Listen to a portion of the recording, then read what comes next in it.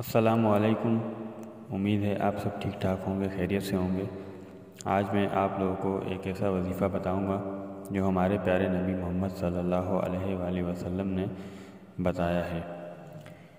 ایک صحابی آئے، یا رسول اللہ تنگی ہے رزق کی، وظیفہ بتائیں۔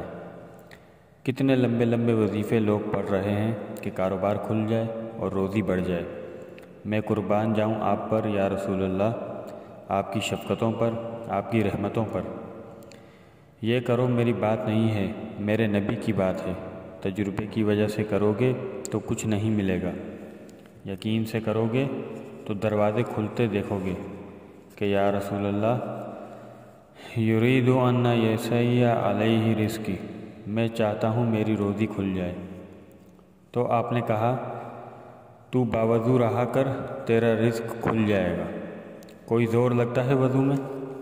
میرے نبی نے فرمایا باوضو رہنا شروع کر دو، اللہ تمہارا رزق کھول دے گا۔ نبی کی بات کو تجربہ کر کے نہیں کرتے ہیں بلکہ یقین کر کے کرتے ہیں۔ باوضو رہنے کے اور کیا کیا فائدے ہیں؟ باوضو رہنے سے اللہ آپ سے پیار کرتا ہے اور شیطان آپ سے ڈرتا ہے، اور آپ کا وضو ہوگا تو نماز پڑھنے کے لیے بھی خود آپ کا دل مائل کرے گا نماز کی طرف۔ آپ خود سوچیں گے کہ میرا وضو ہے تو چلو میں نماز ہی کیوں نہ پڑھ لوں۔ تو آپ جب نماز پڑھیں گے اور دین کے قریب ہوں گے تو پھر اللہ اپنے خزانوں سے آپ کے اوپر اتنے خزانے برسائے گا کہ آپ کی سوچ نہیں ہوگی، اور اللہ کے خزانوں میں کوئی کمی نہیں آتی ہے۔ یہ اتنا چھوٹا سا وظیفہ ہے، لوگوں نے تو لمبے لمبے وظیفے کر رکھے ہیں اور کرتے جا رہے ہیں، جو کتابوں میں لکھے ہیں بڑے بڑے وظیفے۔